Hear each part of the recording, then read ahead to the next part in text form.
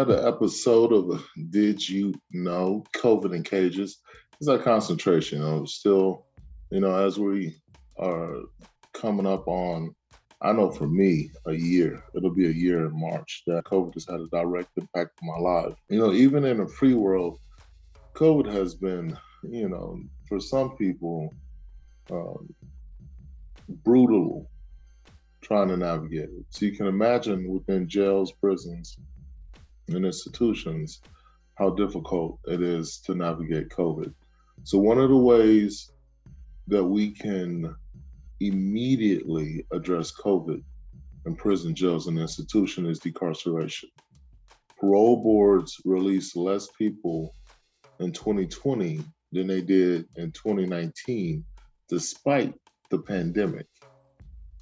So what that means is parole boards, parole officials, governors are going to have to work closer with parole boards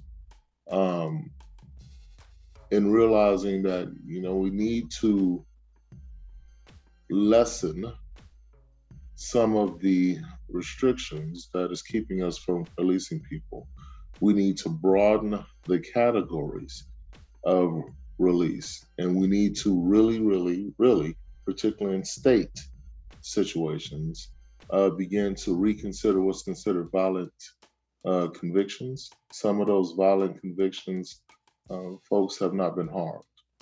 So, not trying to make a distinction on whether or not folks have been harmed or not, but if violent convictions, one of the reasons why parole boards are not moving, we need to really begin to advocate as organizers and advocates to, talk to parole boards and parole officials that we need to broaden categories of release immediately.